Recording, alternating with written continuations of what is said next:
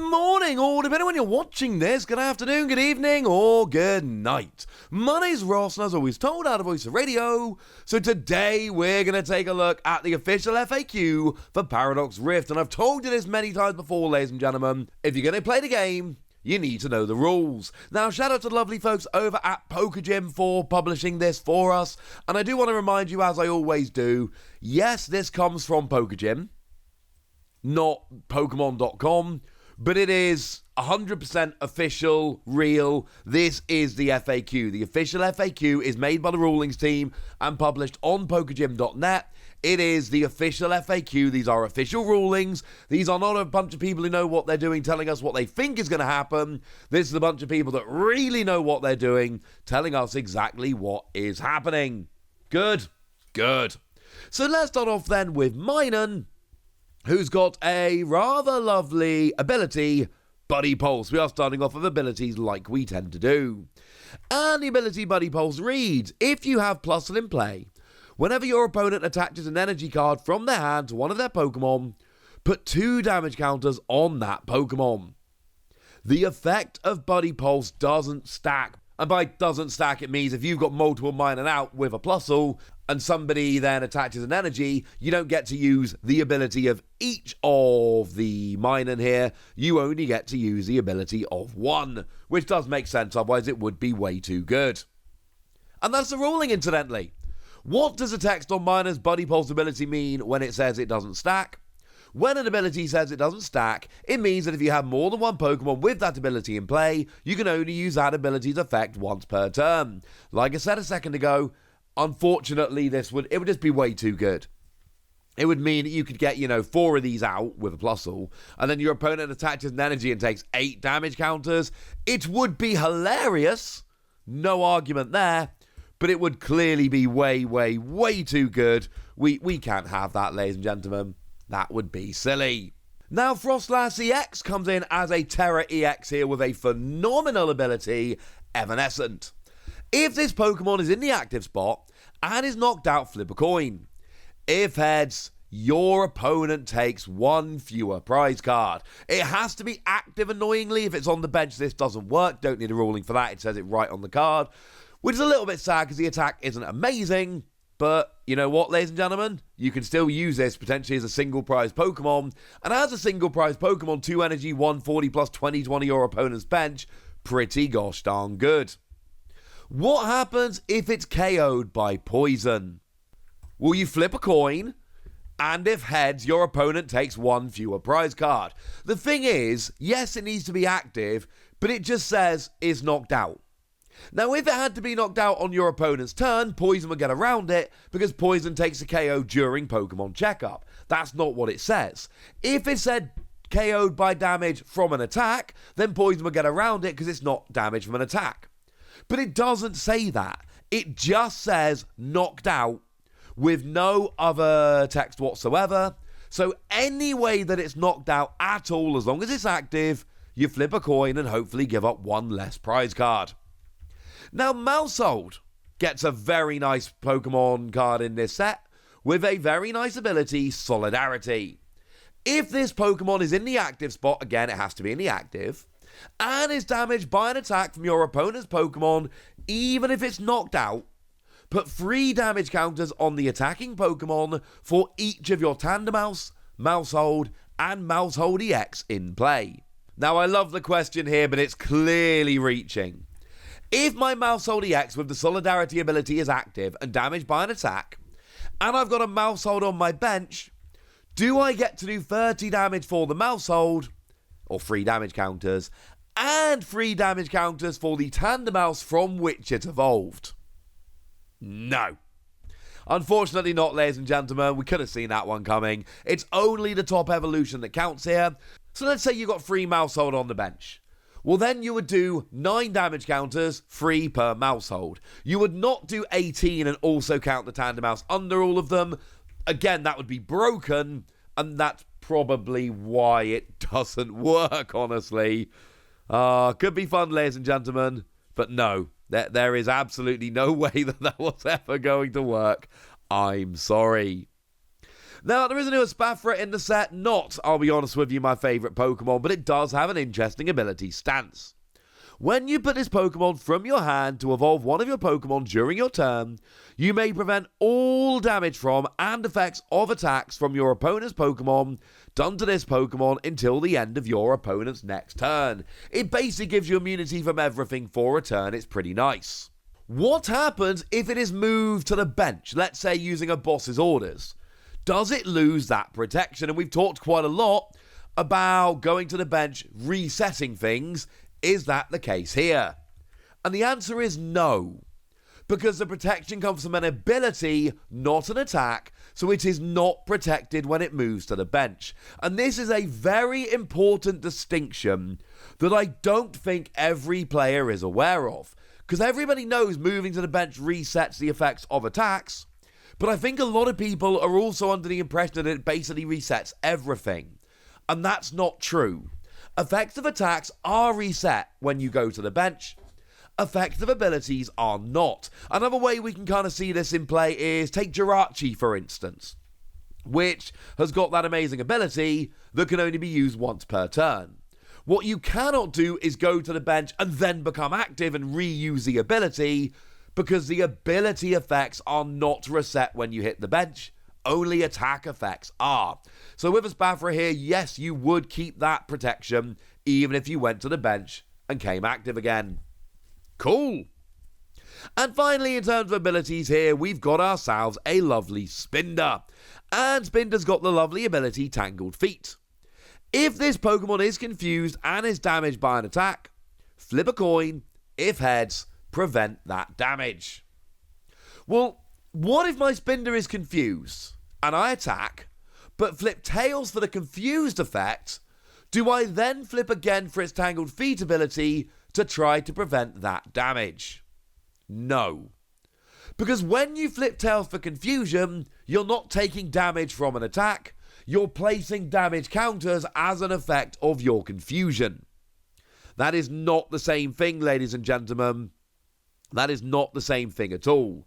This only prevents damage from an attack, and the damage you take from flipping tails on confusion is not damage from an attack, so unfortunately it doesn't work. Now, over on Pokegym, they have actually listed Absol's Draw Awareness under the ability heading.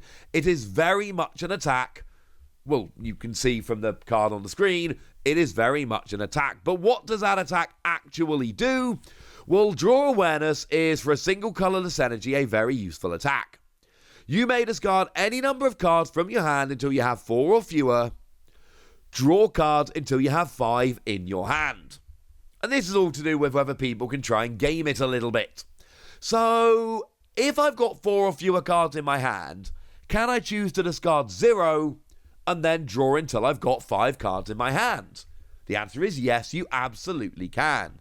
The whole point is lowering your hand and then building it up to 5. If you're already lower than 5, you can choose not to lower it anymore and just build it up. Job's a good un. Alright. Well, can I use it to discard until I have 5 cards in my hand and then draw nothing? So you've got a decent hand, but you want to get some cards into the discard because you've got some cards at play from the discard. Can you use this purely for the discarding? The answer is no. That's not what the attack does. You are not allowed to discard any cards unless it results in you having 4 or fewer cards in hand. So let's say you've got a hand of 6. You are absolutely allowed to discard 2 to go down to 4 and then draw back up to 5. That is absolutely in play. You are not allowed to discard 1 to go down to 5. That, ladies and gentlemen, is not how the attack works. Feel free to be upset about it, but that's the way it is, ladies and gentlemen. That's the way it is. Now, Crustle gets a new card here with the attack Crash Bang. Free energy, 100 damage. During your opponent's next turn, this Pokemon takes 100 less damage from attacks from evolution Pokemon. Cool. Well, if my opponent has been able to place a Stage 1 or Stage 2 Pokemon directly into play without evolving it from a basic Pokemon, would it still do 100 less damage? Yes. because it still counts as an evolution Pokemon. I believe, and you might want to check this, but I'm pretty sure this is right. I believe the official way to phrase it is, it's an unevolved evolution Pokemon. Evolution Pokemon are ones that should be evolved, whether they have actually come into play by virtue of being evolved or not. Those are the Pokemon from which Crustle gets protection, and this totally counts here. Classic example would be using Lugia to put, say, an Archeops into play, or any evolved colourless Pokemon would do here, but Lugia is a classic example we see a lot nowadays of a Pokemon that can go and actually put a Pokemon into play that is an evolution Pokemon without having to muck around doing the whole evolution thing. We see these effects fairly often, honestly. There's usually one or two in the format that can do it. Lugia's the big one around at the moment. Now, Crobat's got a new card in the set, and it's got a new attack, Echoing Madness. For 2 energy, it does 50 damage, and you choose either item or supporter cards. During your opponent's next turn, they cannot play the type of card you choose. Okay. Do I have to name specific cards like Switch or Professor's Research? No. It's a category here, a class of card. Either item cards or supporters. Naming specific cards to make Crobat beyond terrible, unless, in really specific circumstances. But no, I think we're good, ladies and gentlemen. I think we're good. Now, a couple of supporter cards that we need to be finishing off with here. Well, actually, an item card coming in as well. We've got Professor Turo Scenario. Very cool card. Lets you put one of your Pokemon in play into your hand, and then you discard all cards attached to that Pokemon. Well, if I use it on my Evolve Stage 2, do I get all 3 Pokemon, or do I just get the Stage 2? Do I get the basic and Stage 1 as well? Yes, because they're Pokemon. They don't count for Mouse Ultimability, but they absolutely still do count as Pokemon, so when you put a Pokemon into your hand, you do get all the cards with it. And players that have been around for a little while will realise this is very literally an exact reprint of AZ, but just with another character on. And so for that reason, we saw this with AZ. We can see it again with Professor Turo Scenario here. Now, Chantal is in the FAQ, but I've been quite vocal about the fact that I think this might literally be the worst supporter ever. Flip a coin. If heads, it's Gusting. Switch one of your opponent's bench Pokemon with their active. If tails, you switch your active Pokemon with one of your bench. Well, can I play this if either myself or my opponent have no bench? Because if my opponent's got no bench, I can't do Gusting. If I've got no bench, I can't do switching. Yes, as long as one player has a bench Pokemon. If neither player has a bench Pokemon, then no matter whether you flip heads or tails, you can't actually do anything. Neither half of the card can actually work, so you're not allowed to play it. But as long as you've got a bench Pokemon so you can switch, or your opponent's got a bench Pokemon so that you can gust, as long as one of those things is true, you'll be good and you can play the card. And finally, we've got ourselves Snorlax Doll. You put it down, face down, as your active Pokemon, or on the bench as 120 HP basic, colourless Pokemon, and then you can discard it from play whenever you like. It can't be affected by special conditions, and if it gets knocked out, your opponent doesn't take a prize. Can you play it at any other time? Nope. That's the downside. It's great as a 120 HP wall that doesn't give up prizes, but no. It very clearly says on this card that you can play it in your active or your bench when setting up, but unfortunately, that is it. That is exhaustive. You cannot play it at any other time. Feel free to be upset about it. I am a little bit upset about it. But that, ladies and gentlemen, I'm afraid is the way it goes. So there we go. They're the rulings, and that's what you need to know. One more shout out to the lovely folks over at Pokegym for giving us the FAQ as they always do. They're awesome, and now it's over to you guys. Tell me what you think about this. Tell me how excited you are. Tell me anything you want to tell me in the comment section. Go nuts! Be nice! And then make sure you like this video, subscribe to this channel, follow me on Twitter at TheWasi. That's where we talk about Pokemon and card games and Pokemon card games, all kinds of fun things. And please do consider checking out patreon.com/PTCG Radio, where you can support the channel, get some bonus podcasts, join a Discord, and all kinds of fun things. And get shoutouts on the channel like the lovely Austin Montville, who's been a supporter for a while now and is a very lovely person. So shout out to them for the support and the loveliness. But by far the most important thing, as always, look after yourselves till next time, would ya? Thank you very much for watching. My name's Ross, and you've been watching PTCG Radio.